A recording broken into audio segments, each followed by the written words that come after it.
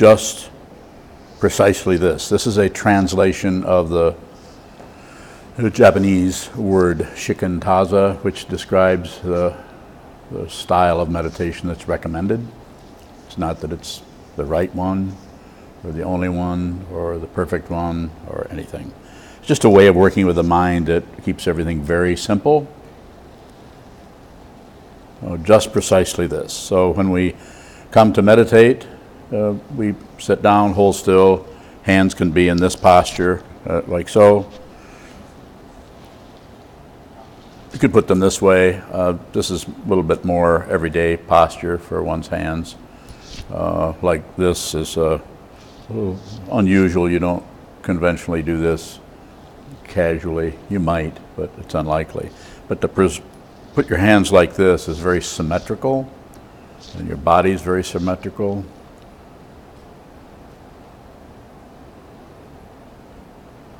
The body follows mind, mind follows body. As I've said probably hundreds of times. Can't really find the mind, but we can certainly find the body. It's always here and it's talking to us. So what we do is we use the body as an anchor for what the mind does. The mind scampers this way, goes that way, goes up, goes down, goes in, goes out, gets larger, gets smaller. It's makes quite a bit of racket.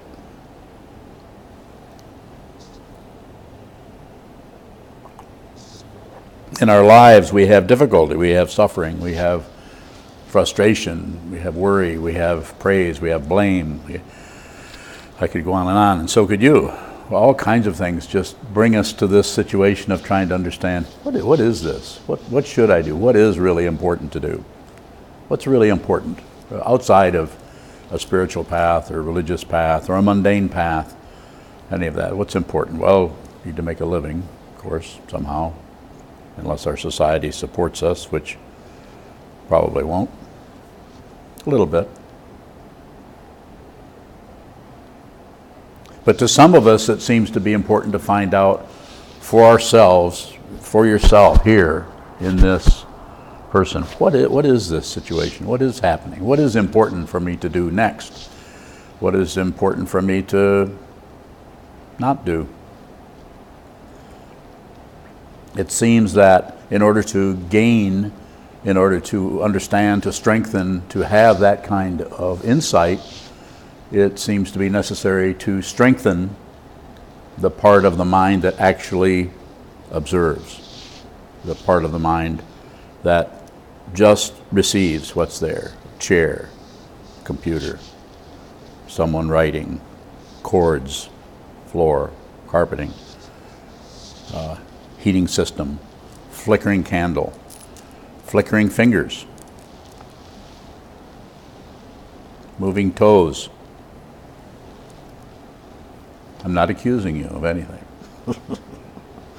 But you know, it's there if you're here and you're present. If you're just completely here, then you will see very precisely what is occurring moment by moment in your mind, what we call the mind, in the room, on the wall. If you're facing the wall, you'll see it very clearly and precisely.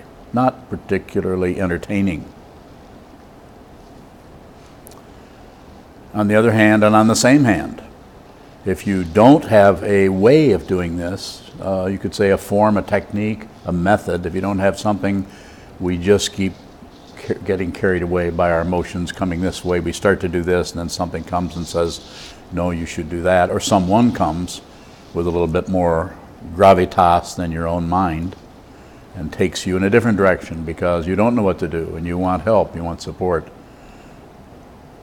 So we look to relative authorities, rules, laws, convention.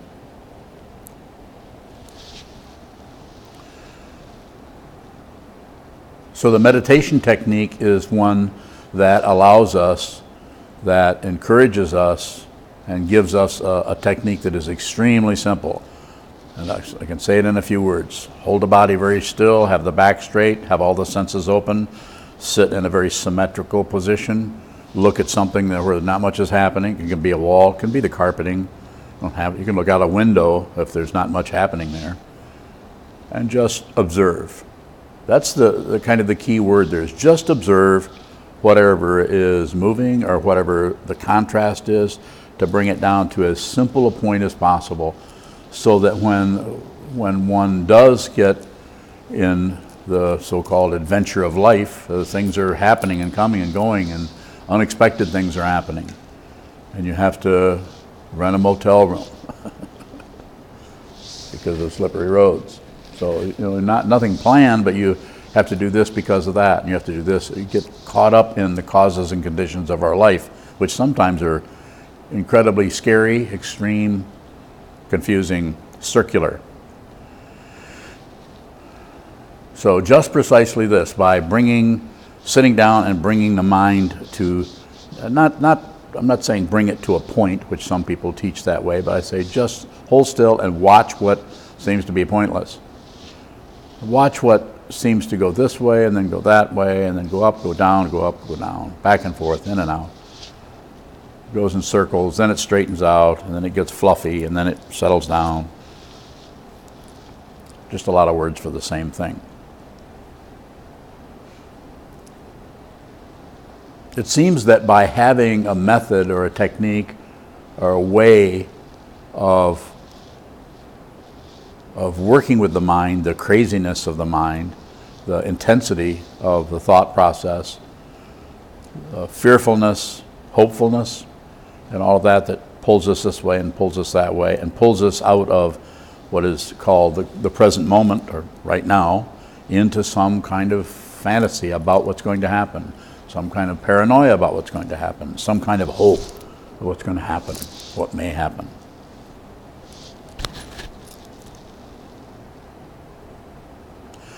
So I'm not particularly here to sell anybody on anything, to say this is something you should do. But if you're here and you're listening, then I think that's pretty important to do that. We don't know how we got here. Does anybody know how they got here, other than the conventional description, mom and dad and all that stuff? Are there any aliens here? Thank you. Yeah, the alien, yeah. Illegal alien. So we don't know fundamentally, I sometimes say, I'm saying now, we aren't exactly human beings. This is temporary. Our humanity is a temporary thing, which we take for granted, and we think this is all there is. This is not. As long as there can be all there is, then that's a lie. As soon as you say this is all there is, there's no way that this can be all there is, especially if you say this is all there is. Do you follow me? If you follow me in the way I'm talking about, you won't be able to see me. Because to follow something is to look at someone's back. You can't. If you're following me, you're actually looking into nothing in particular. If you look into nothing in particular, which is looking into the mind, sit down. The first clue that you're starting to do that is boredom, because boredom is the sign. What boredom means is you're slowly. This is how it feels to give up on entertainment. Entertainment is what keeps you from seeing the truth, reality, what a human life actually is, who you actually are, and that everything is impermanent. This will not last very long. The three marks of existence in Buddhism, traditional teaching: impermanence, suffering or discontent, and no self, or no solid identity. And you can actually see that very simply. You can see that, well, nothing lasts. Well, we knew that. Well, things are suffering. Yep, there's a lot of times when I feel like crap, and things are miserable, nothing is going right. There's that very mundane way of talking. And then there's the time when we're not sure what we should do, what we shouldn't do. So the discontinuity of identity appears as distress, but it's actually discontinuous. There is no solid self. If there were, you wouldn't worry about anything. Things would be just this way all the time. There wouldn't be any vacillation to, should I do that? How am I doing? Am I doing better? I'm feeling very good today. I don't feel so good today. I'm not talking about body feelings. I'm talking about mental kind of structures that come and go and cause us a panic or cause us pleasure, distress, and so on. Inconsistent.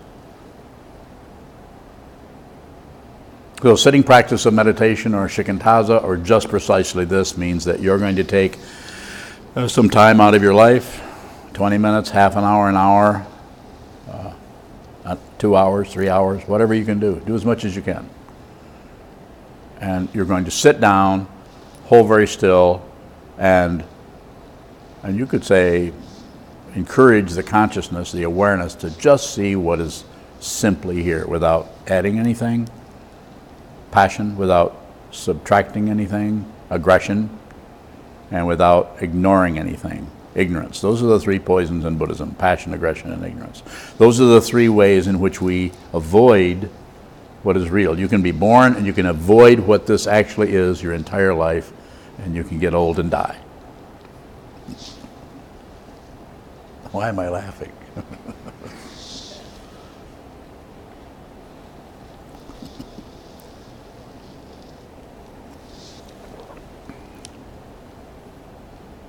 I'm old, but I'm not dead yet.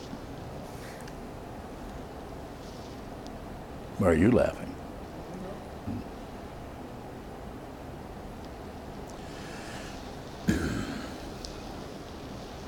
So, of course, or perhaps, of course, my motivation for even doing this teaching is because this has been so very, very helpful to me to be able to understand what does it mean to be alive? What does it mean to be a living being with other living beings? What is really important here?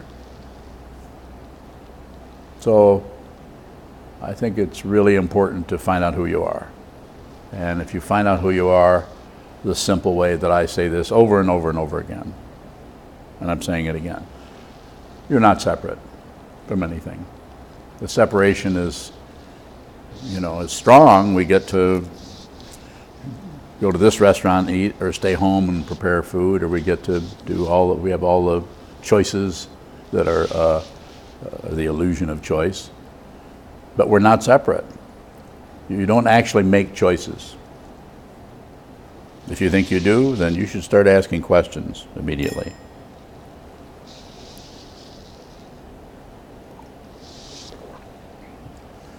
So everyone knows that this is choiceless, since there's no questions. Huh? You know nothing? Good start. Good finish. Questions, please. Help me. Let's see.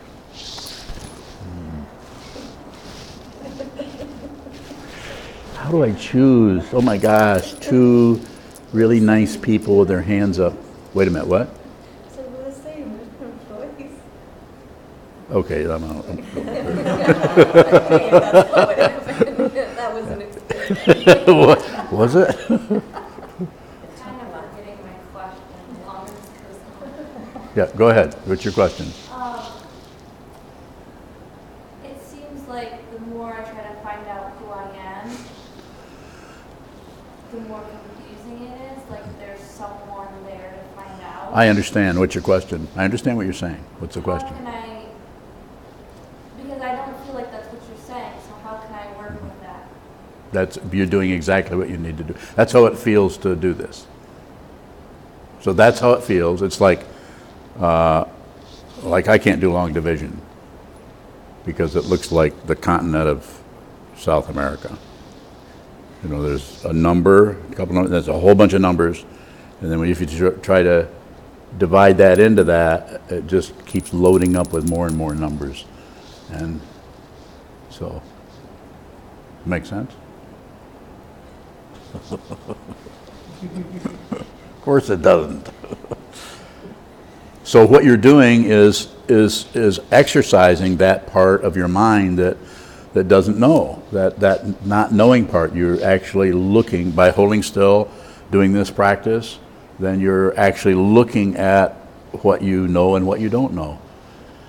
Then there's no real kind of a success story happening there.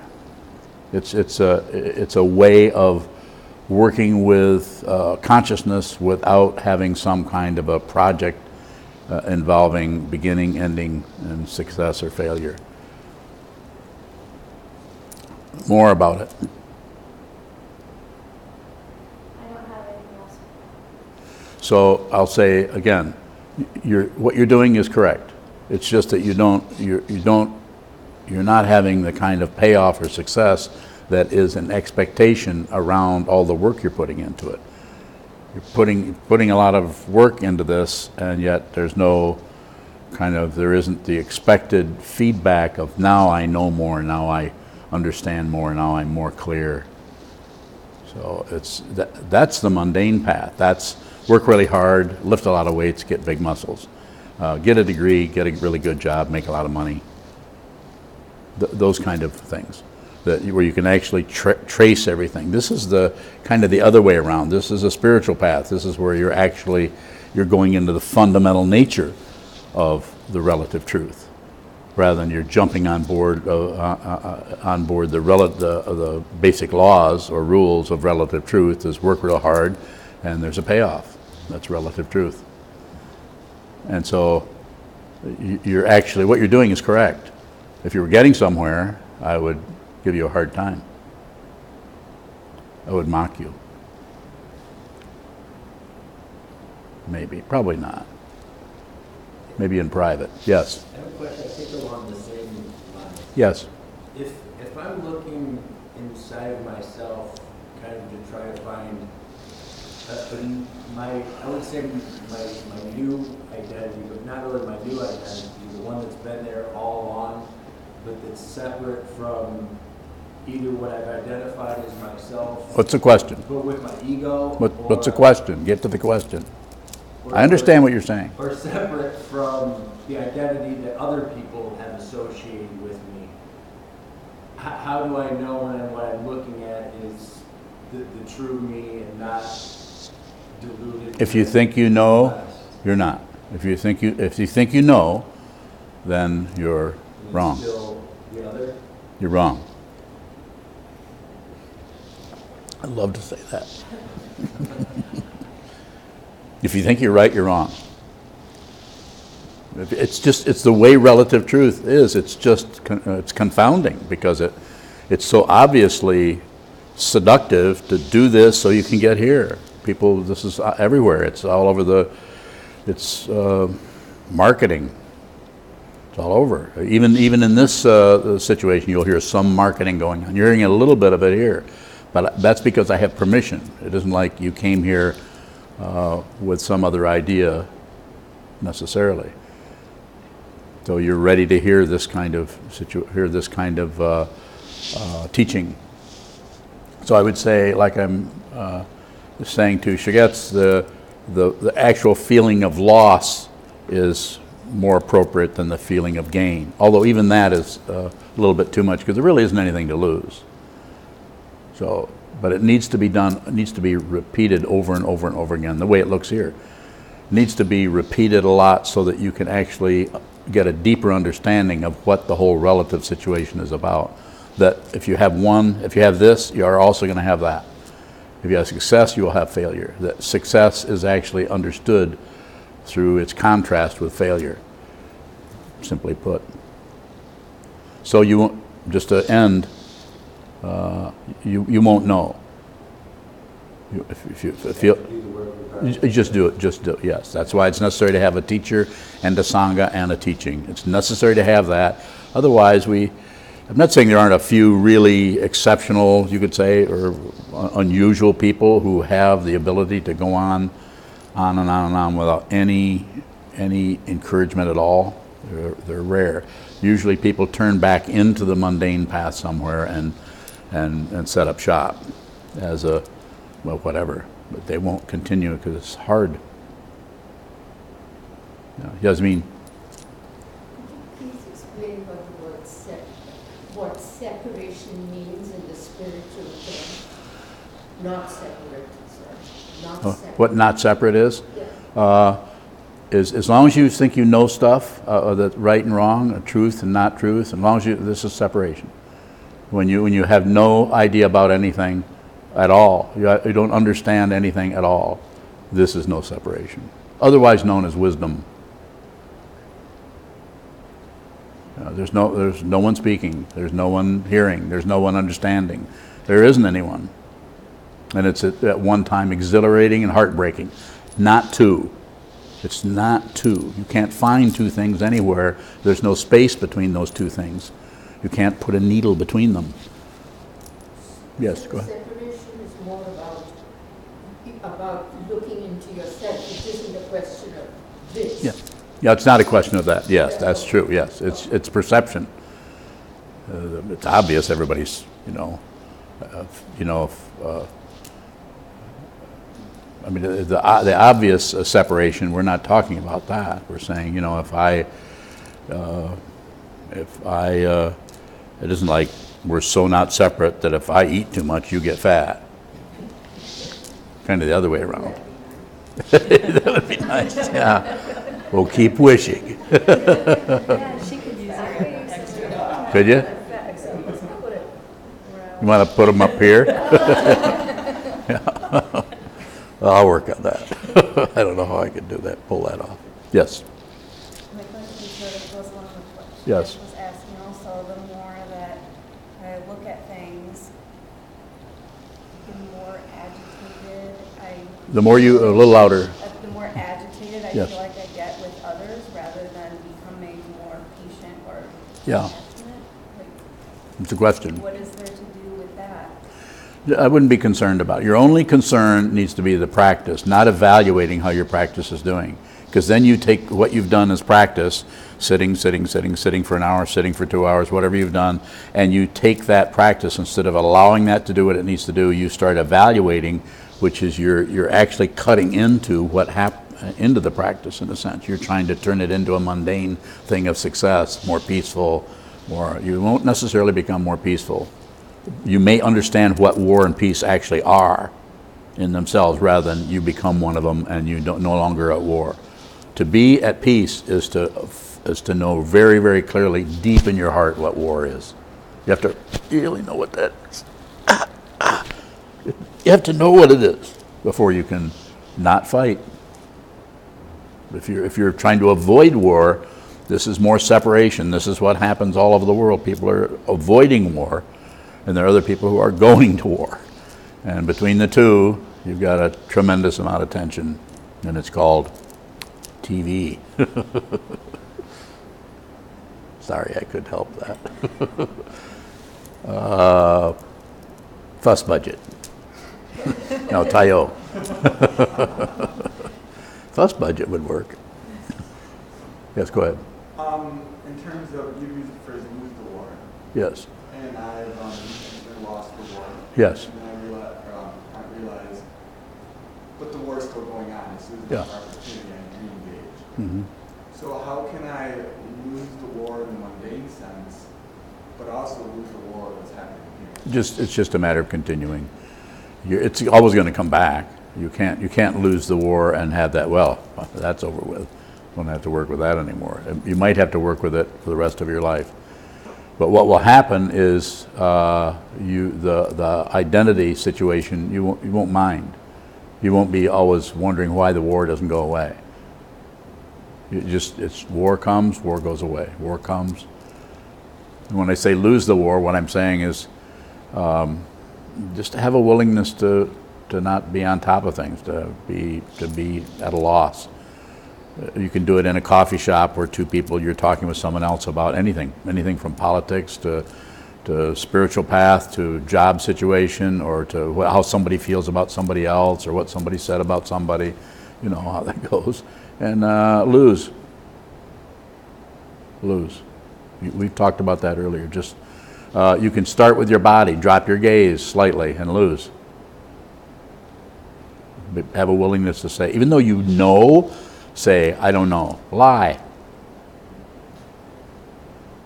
You follow me? Just don't buy into that. You have to understand what a lie is in order to be sincere and honest. You have to really understand it. So lie until you see that you don't have to lie. Go ahead. It seems my difficulty is losing the war seems to compound the pressure. And as soon as I open my mouth, I re-engage the war. So I'm wondering Yeah. how I can. Shut up. I mean, that's literally, you can just be quiet. Be quiet more.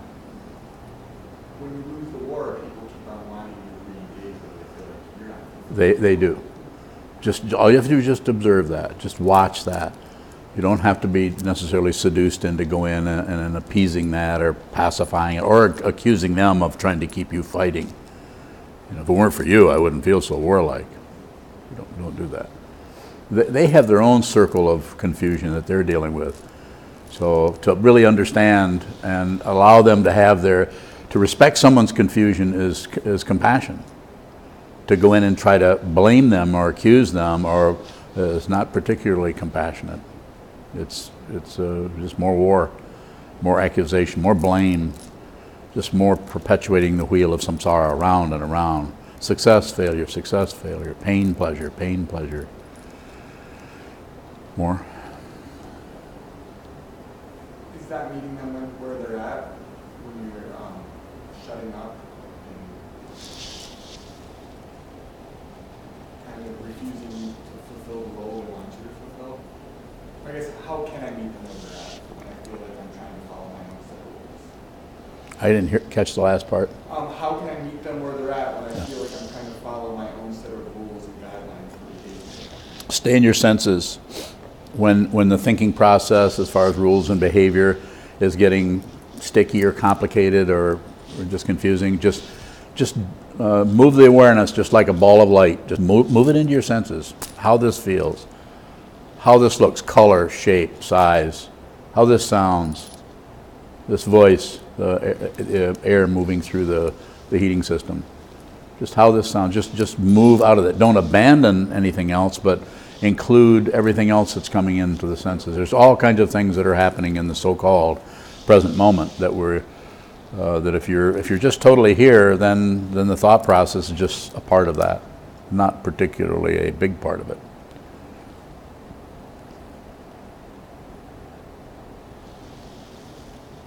Karen. These kinds of questions to me feel like it's balancing out being authentic and being in the world and just having to move through the world and do what you have to do. And sometimes those things are in conflict. You know, sometimes I feel if I was authentic, it would not help. I'd be at war. I would be creating more war. I'm wondering about situations really where one can't just drop their gaze, can't just shut up, like work situations where it really is. Yeah. It's about functioning. Yeah, I'm hearing you. What's the question? What do you do? I mean, Punch them. No, don't punch them.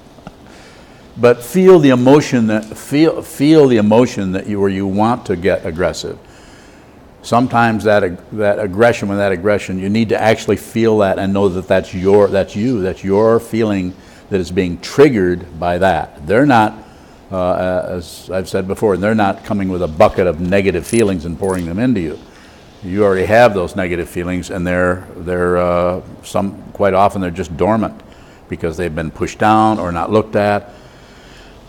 Things go this way, they go that way, and then somebody says something, does something, even if it's somewhat warlike, and they attack you, or they say, well, you need to do this or this, and you take that personally, as the saying goes, and suddenly, you get really upset about that.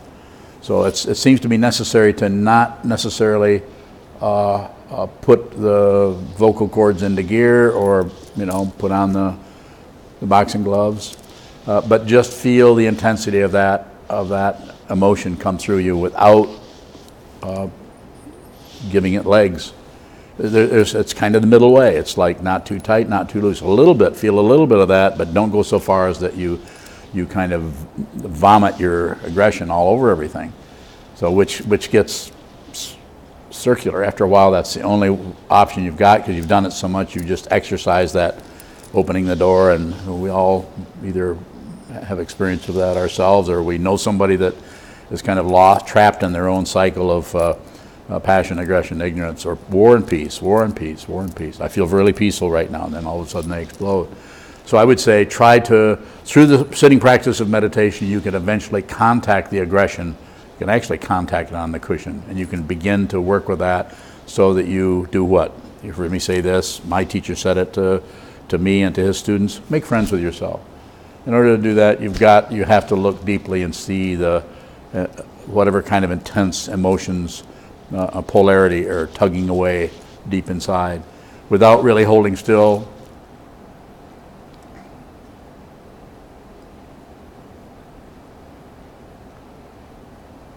And endeavoring to observe what this is. What is this? Rather than just go with a description, well, your name and your I'm a human being or whatever you would go into, just go in with some kind of inquisitiveness about that so that you can go, so that your awareness can drop deeper down into all of the things you may have been shoving away or hiding out or putting in boxes or so on. Just a way of talking about it. So sitting practice of meditation will soften that whole area up for you over time. It seems you have to sit a lot, and the downside of sitting is, it's a pain in the ass, because you have to find time to take out of all your other busy, important things you're doing and sit down and do something that to ego is like, this is getting us nowhere. This is not worthwhile. You're not even feeling better. You're actually feeling worse every time you sit. That's why you need a teacher. So the teacher, he, she, or they can say, keep going. I don't care how you feel. That doesn't mean they don't love you or aren't concerned with your suffering, but they know what they've been through and they know that it's not important how you feel. I'm sorry to say that. Actually, I'm not sorry. Very happy to say that. Very people say that. And I can say it more sarcastic. I don't give a shit how you feel. Sit anyway. Sit, because what you personally have to experience on the cushion or as a meditator, it might be really, really intense. It might be, you might have to go through as we talk about as a Dharma gate of your own aggression. You might have to go through that, or a Dharma gate of your own ignorance, or a Dharma gate of your own sadness, your Dharma gate of your own depression, give it whatever, anything, but whatever is coming up is exactly what you need to see. It's not something that shouldn't be happening, or this, I could have, if I hadn't done this, this wouldn't happen, and so on. I hope what I've said has been helpful. If you have further questions, I'm happy to respond. You have one? Yes. You mentioned something about when you realize oneness, that it's kind of simultaneously both heartbreaking and blissful. When you realize not separation. I didn't say oneness. Is that terrifying? Or? Yes. It's delightful and terrifying. It's called not to. You can't have one thing without the other. So if it's going to feel really good, if that's all you're feeling, then you're on one end of the scale and you're about to go to the other end of it. So you have to feel them both. You have to feel the everything being smooth and everything being extremely rough at the same time. If you don't live in that, in that area that is completely incomprehensible to ego and completely terrifying to ego, if you don't live in that space, then you can't transcend this world. And not that you need to transcend this world. What would you like to do, Tara? I want to transcend. Okay, well, keep sitting. Continue to sit. Bring yourself to the wall. Schedule yourself. Have a clock or a watch. Tick, tick, tick, tick, tick. Don't use a cell phone. Cell phones are bad. I love to say that. I have one. Mine's good. Yes. Your translation of Shikantaza is precisely this? Yes. Why precisely? What is that? Very good question, because most of the time, you notice what's been happening just as we listen to this, how imprecise all of your thought patterns are. They're just a jangle of, it's like confetti. mixed in with some marbles and a couple of pieces of popcorn that were swept under the carpeting. It's just like, ugh. It's just goo and stuff and things and pieces of lint. It's like a drain trap. You clean it out and say, where did this come from? How did this stuff get into the sink to even get caught in the trap? It's like somebody came along in the middle of the night and put specific weird things in there, the combination of things in there. That's what's happening in the mind. So just precisely this means that you're going to pick out, you could say, it's not even a picking, because you hold still and just observe, and the precision of the natural precision of the mind starts to occur. And it sees just what you're seeing, just exactly, just precisely what you need to see out of this bundle of causes and conditions we call, in your case, what is your new Dharma name? I prefer you to pronounce it. Okay. How does, I wish Ani was here, he could say it really good. Sokoren. Sokoren, which means as it is lotus. Or, if you're in Japan, as it is lotus. As it is lotus. So whatever you see, when you hold very still, face the wall, face the floor, you're seeing exactly what you need to see. And to don't add to it. If it's very difficult or if it's uncomfortable feelings, sad, distracted, unfulfilled, you can name just about anything. That's exactly what you need to see. When I say need, I'm saying as far as your own consciousness, don't object to anything, don't agree with anything, don't shut down. So don't accept it, say, oh, I guess I just need to see this. That's extra. I just did that for you. You don't have to do it anymore. When it shows up, it's just that. Just this. As it says in the Indian tradition, neti, neti, neti. You know about that one. Just this, not this, not this, not this, not this, not this. If it's not this, not this, not this, what the hell is it? It's just this. And if you start to grasp on it, then it's not that. Because it's not two. You can't have one thing without something else. That's why I don't say we're all one, because then you have to have something else. But if you say not two, that pays respect to the two-ness that appears as all this incredible separation, but yet comments on what its fundamental situation is, which is not separate. Yes. Aside from sitting practice, also have a yoga practice. Yes. Yoga? Mm-hmm. Yes. So with physical forms, are we not training our mind during that also? Doing yoga? Yeah, you're training your mind every time you get in a car and put your hands on the wheel. That's training. If you're doing yoga practice, different postures that you do are training the mind. Yes. Yeah. Yoga Sutra has been talking about that. So what century were those written in? 3rd century or something like that? I don't know, a long time ago. But that's a spiritual path. And so yes, that's it. But to me, and I haven't practiced yoga other than to find out it was hard to do when I tried to stand on my head. I was reading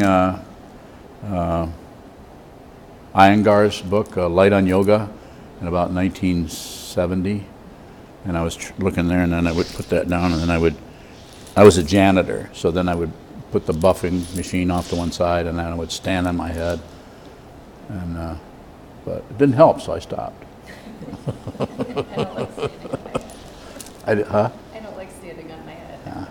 It especially hurts if you have a pointed head, which I do. It was less pointed after I did that. So yes, any form that you take, any kind of a structure you take can be helpful, but to try to shoot for a goal tends to kind of get in the way as far as it being a spiritual path of awakening or realizing the truth, realizing what is ultimate truth, to realize that. To realize that is just to not really know, because if you know, this is relative truth. But for the consciousness of the awareness to enter into that, you could say it relatively, to be there with that, it's if there's any scraps of ego laying around, they're not happy about that. They don't like to not have a reference point of I'm right, I'm wrong, or you're right, I'm wrong. Even I'm wrong is a reference point. That's why people sometimes would just as soon be miserable. So, would you recommend any particular mantra to go into yoga practice with, like each time I got on the mat? I might individually, if I talk to you face to face in a private interview, then I might do that. I wouldn't do it in a group. I would say the only thing I teach in a group basically is sitting practice, and I teach the top level of it. I teach the ultimate level of it, and then you drop down to wherever you need to be. But I teach just this. I teach directly. I start at the bottom. There might be someone here who is ready to hear that. Just this. So we don't all start at the bottom. We start at the top, and then you automatically drop down to whatever level. And when I say drop down, it's not an evaluation of right or wrong or better or less. It's just where you're at, or, you know, we're all on the mountain. Some people are here, some people are here, some people are over here in a rest area with roasting hot dogs. You know, some people are, yeah, I'm good. You ever notice how somebody says, how you doing? You lie. I'm fine. When really you suck. You feel terrible. But you lie. We lie all the time. We lie constantly. And it's not about not lying. It's about being aware that you're lying. It's always about awareness. It's never about attaining some kind of a state of never lying, although sometimes it looks that way. So you're on the mountain. So if you start at the top of the mountain, then you find wherever you're at. Now you know about the top. The top of the mountain is just precisely this. That's the top of the mountain. You just received pointing out instruction. You lucky people.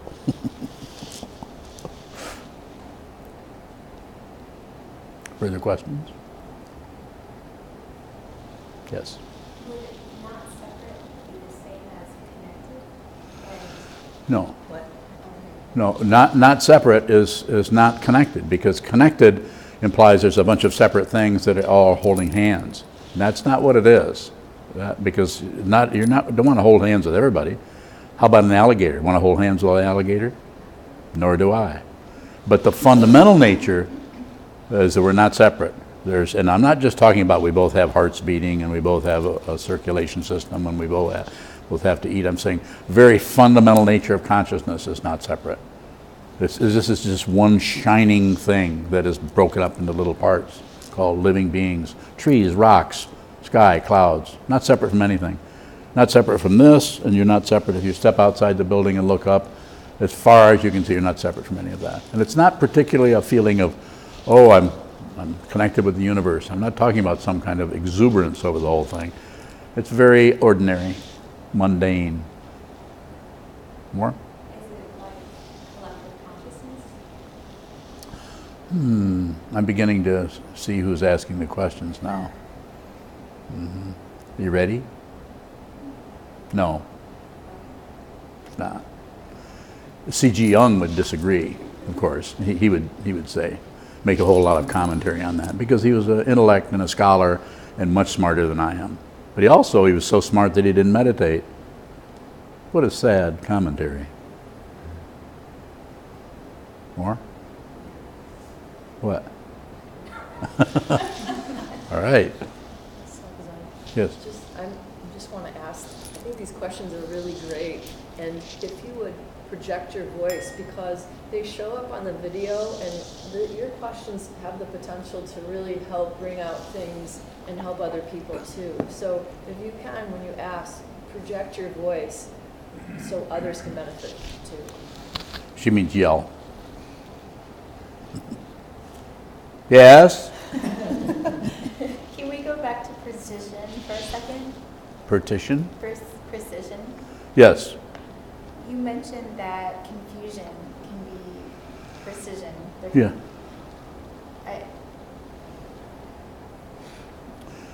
How do we work with precision when the mind seems dull? That's when the word precision drops away, and the precision is there, but we don't have a commentary on it. We don't have a word for it. And the seeming dullness is awareness about the dullness. If a mind is actually dull, you won't know it because it's dull. But if you're aware of the dullness, this is precision. So if you're sitting and you're aware of cloudiness and you're aware of something just not locking down, or something being too cloudy or misty or imprecise, or all of those things, that's precision. That's you're precisely aware of the imprecision. So don't mean to be silly about it, but it's like that. It's always about awareness. So therefore, anything that is occurring is exactly what you need to see at the time you need to see it, for the length of time you see it. And this is about not so much about what's happening on the cushion, but what happens with the mind when you get the consciousness, when you get up off the cushion and start to interact in your everyday life. That same kind of stretching of the awareness that happens through sitting practice, that same kind of openness, that awareness becomes excuse me, more and more open. So there is a sense of being more and more accommodating for all of the various kinds of energies, even chaos that comes and goes. There's just more and more open. It's not exactly acceptance. It's not about that. That's just a lot of separation in that word. But you're just open. You're not separate from the warfare. You're not in favor of the warfare. You're not against the warfare.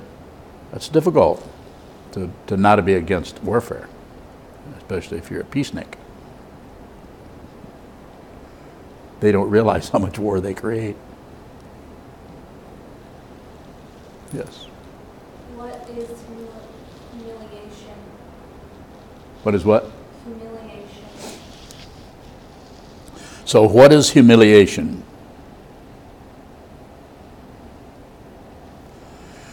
I think it's one word that can show up lots of different ways.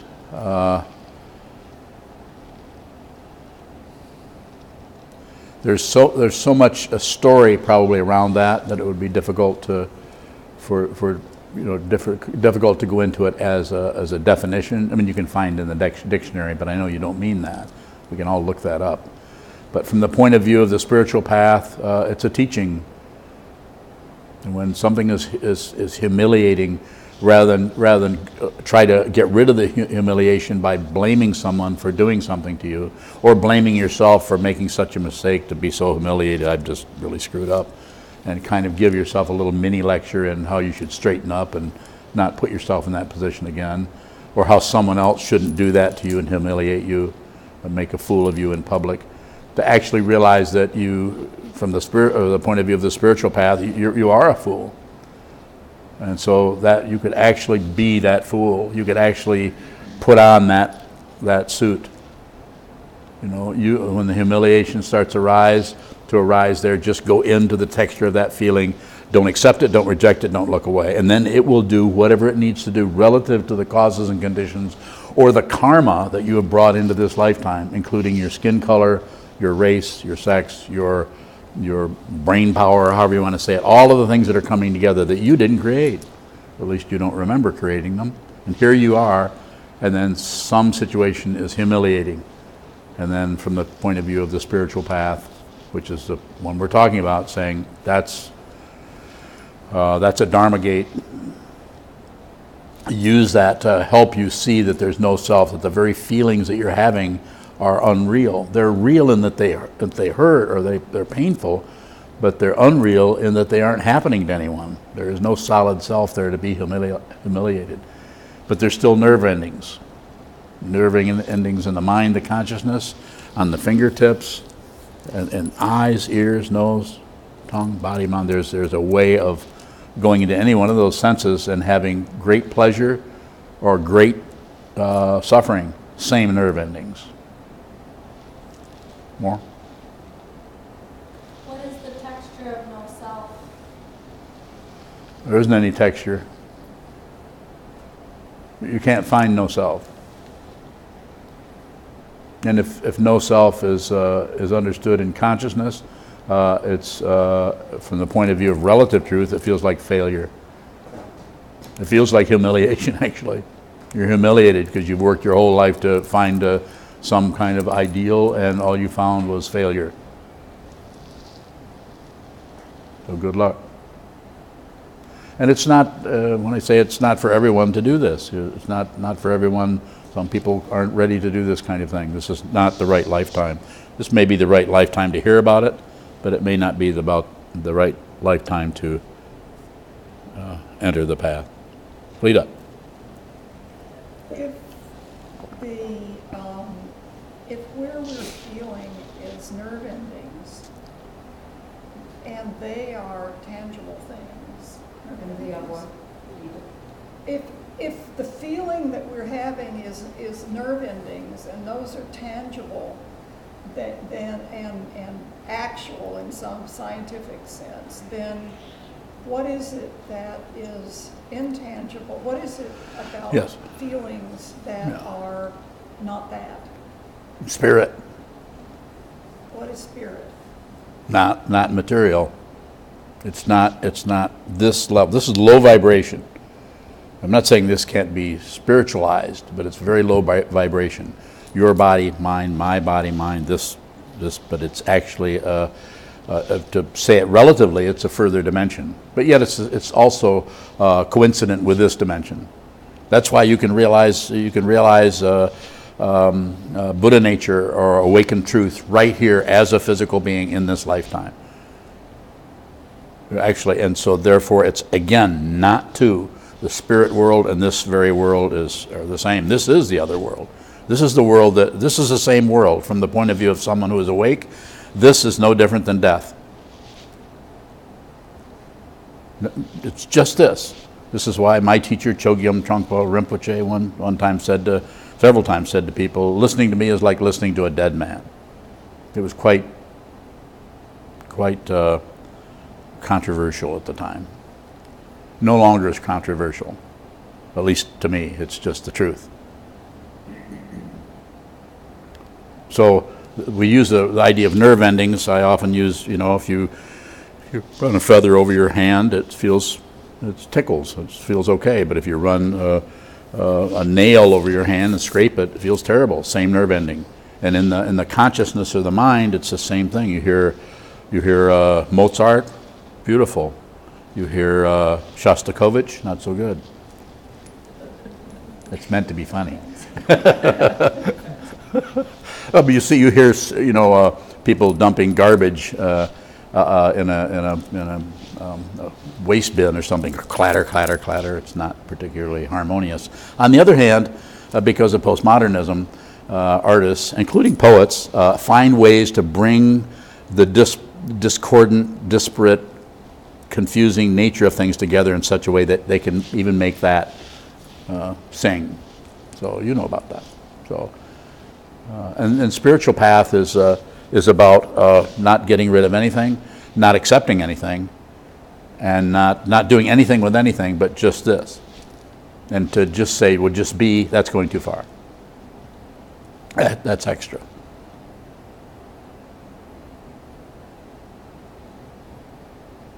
So, spirit is both this and not this. Yes. Until you realize it, it's something else. It's something to ego looks like you have to get to it. You have to become spiritual. You have to transcend this world. It's like a journey. So it's talked about that way so that we can encourage people who are interested to actually do that, to work with that. But if realization occurs, it's also not an occurrence.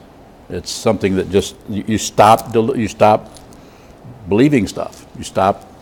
It just stops, and you see that you, as I sometimes say, you're grandmothered in, you're grandfathered in, you're grandothered in, because some people don't like those male and female. You've heard of grandothers, haven't you? Grandother? Yeah. Huh? Sure. I mean, why wouldn't you agree? More? So can you say anything more about spirit that is helpful? It just seems like when we start looking at the word spirit, there's just kind of a wall of There language is. that can't. There is, and you've said it. It's the language that is the wall. The language of that, of talking about anything. This is why there's, anytime somebody discovers something so-called transcendent, if it's really powerful, they might, start a religion or start something, and then it becomes quite often spiritual materialism from the Mormons, the Jehovah's Witnesses, the Theravadins, the Mahayanas, the Gelugpas, the Nyingmas, the Kadampas, on and on, to the Taoists. Everybody's trying to find something that is it, when actually it's relatively it's beyond all of that. We don't know what it is, but that not knowing is knowing. To actually fundamentally not know is powerful. If there's no tail on that dog, there's nothing to wag there. There's just that, and it's completely empty. It's called shunyata. It's called emptiness. It's called as it is. It's called just precisely this. That's what you're doing when you sit. You're practicing just this, and eventually, perhaps that just this quality starts to show up everywhere, and it quite often shows up as long as there's a human form that you're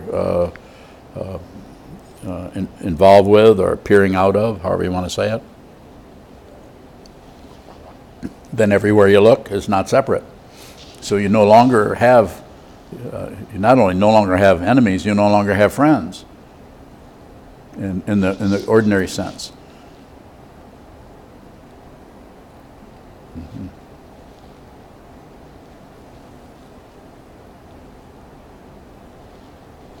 Does mean It seems sometimes that if and when one is constantly aware, it comes in the way of authenticity and spontaneity. Because you're so aware that you don't even know if you're authentic or not.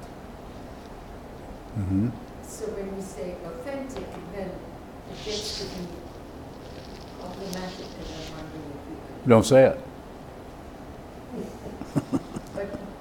But if it's important, because I hear you say, be authentic, Yeah, be genuine, yes. be genuine, and then if you're being. Okay, so being genuine probably initially to begin with is going to feel like not fighting with your negativity, no longer at war with your temper, but no longer at war with your so-called depression, no longer at war. Everything that is happening is what needs to happen. And this is a tall order, because if you're feeling really negative about something, this means that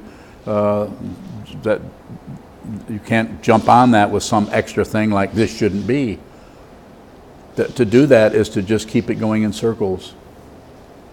It's difficult. So this is why we have, in a spiritual path, we have Buddha, Dharma, and Sangha.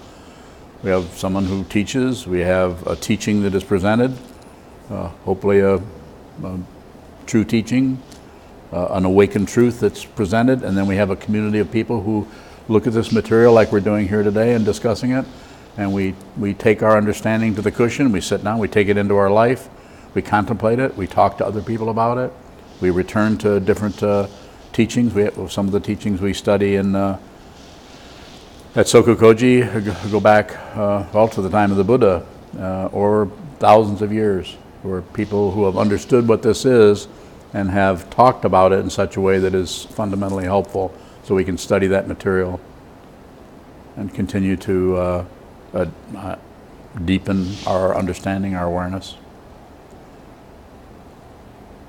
Yes, Tara.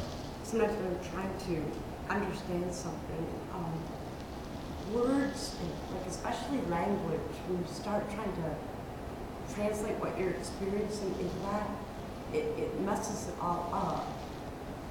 And I just wondered if, like outside of regular human senses, take experiencing things through sound or sight, if there's a way to tap into other kind of senses that I don't have a word to put on them because I don't know what they are. So, as far as the spiritual path goes, it's, and I don't know if there's other senses. There could be. There are some people who are very sensitive to a parent, I say a parent with a capital A, apparent other dimensions of being. Unyo, my wife, is someone who is very sensitive to deeper consciousness. We don't know if that's the case or not. I'm not really concerned about validating something. Shoka, who was here for a while, is also is able to do that. And other people can do it in different levels. So there's different kinds of things that are going on.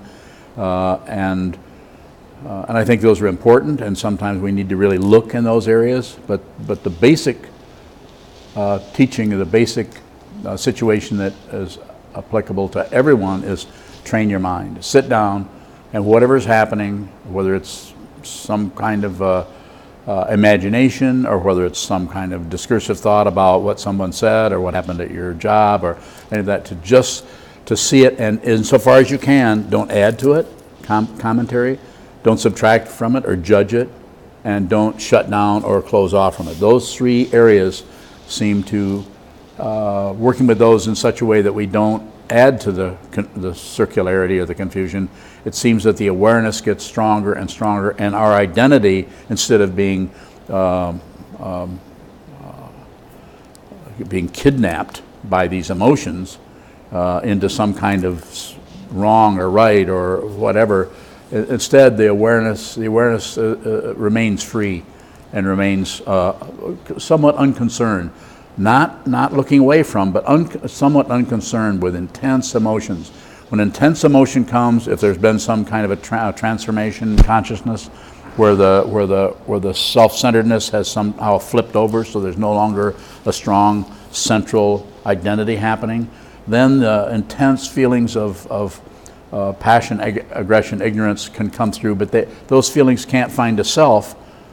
They come through, and you feel intense feelings and emotions, but they can't find someone to agree with it, or they can't find someone to validate it. Yes, I feel.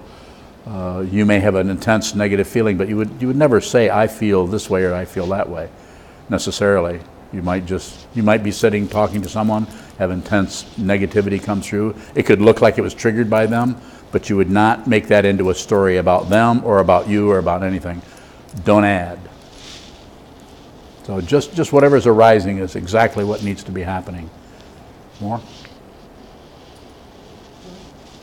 Huh? I guess I'm looking for different ways to just absorb into it more, just to observe it more. There's other ways. There could be. Perhaps you see them more clear than I do.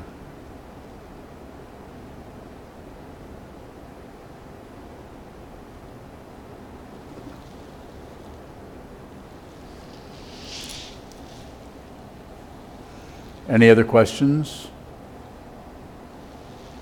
Any other answers? I have a question. Yes. It's pertaining to what you just said. Yes. So if you're having an interaction and a negative feeling comes in, you experience that without really claiming it as yours. It just kind of comes through, you're experiencing that, and Yes. it moves through. Yes. If you have awareness. So, and then obviously if it's not just moving through and you're holding on to it, that's where the work is. That's ego. Yeah, and when that happens, again, this is the tricky part. It's just observe that. Because if you try to fiddle with it or stop doing that, then you create, all that happens is the ego that you were originally addressing morphs into the attitude around it, and ego starts working on ego, and it's just a difficult mafia that's going on there. Mafioso. So insofar as you can, awareness of what's happening, not some kind of that means you must do this or do that.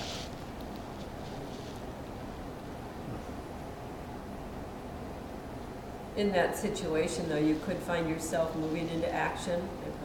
And You might. it may not necessarily be that negative emotion that is being reacted to. More. Well, if you're in a situation where there's, let's say, intense aggression that is beginning to arise, and there's Yes. another, a separate person who seems to be fueling that, is it possible to have a negative emotion that just goes through without any recognition? Yes.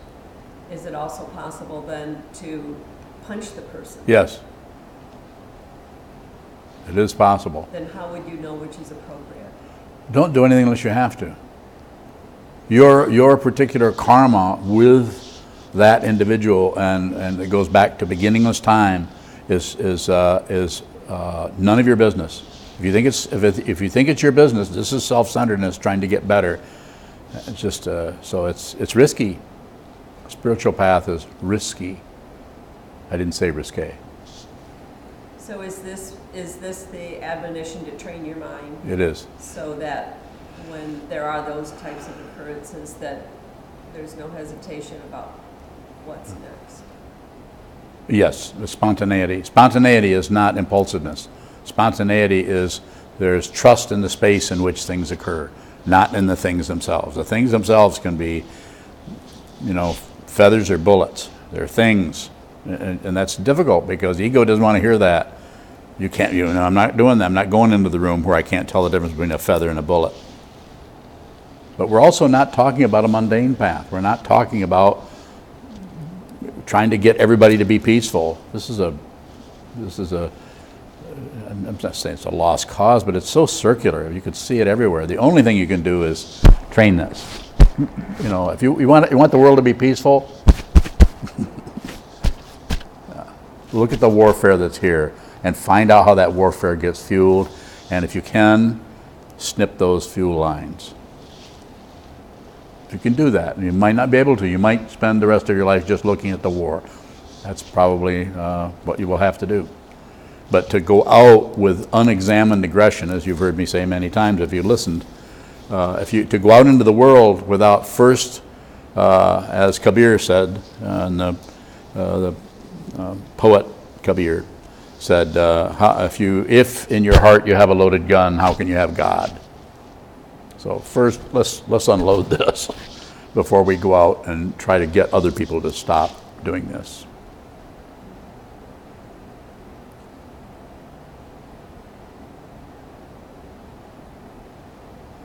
Good idea, huh? Yes. I know we're not supposed to ignore. Oh, no, you're supposed to be aware that you ignore. Oh. You don't have to stop ignoring. Okay. Okay, good. That might answer the question. Okay. I feel like I can't listen to the news Yeah. without having a lot of war. Well, then just cut it back a little bit. You listen more than an hour? I probably all throughout the day probably listen between the news and Yeah. shows that talk about what's Yeah. happening, several hours. Well, then just cut it back so you only have a little dose of it. So don't turn it off altogether. But just stay in touch with your world and listen to it. And there's nothing wrong with yelling at the television. I do it. There's nothing wrong with having emotions about anything. We're not trying to stop that. We're not trying to be some kind of saint. We're saying be there and listen. It'd be pretty hard not to get upset with what's going on. But what is going on, and I'm sure those of you who have thought about this will understand what I'm saying here, because I'm not the first one to say this. This has been going on for decades and decades, let alone hundreds of years. The confusion started a long time ago.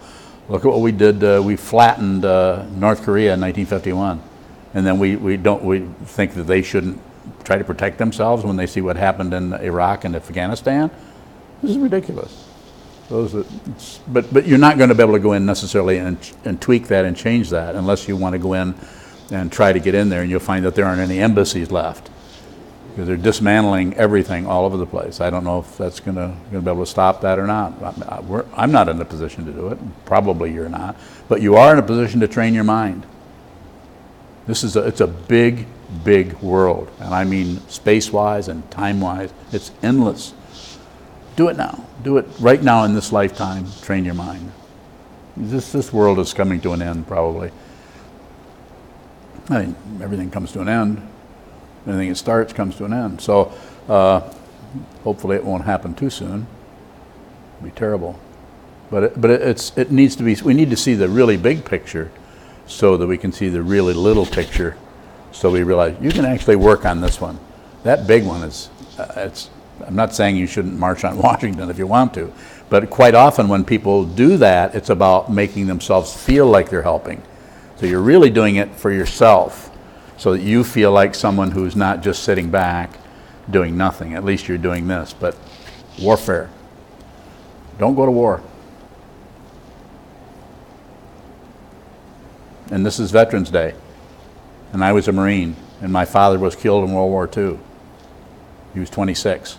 He didn't want to go to war, but at that time there wasn't any way to really get out of it, the Second World War. You couldn't be a peacenik. Yeah, the news is difficult. But we should watch, don't you think? What do you think? We should watch it a little bit and see what's happening, just on the chance there is some kind of an opening where we could see where something's moving in a particular way, some kind of a, I don't know, a movement or something. But the movements that I see going the other way are so warlike that it just doesn't look good. Antifa is one of them. It doesn't look good. Anti-fascists. I mean, I don't particularly care for fascists, but that particular movement is armed to the teeth. Further questions?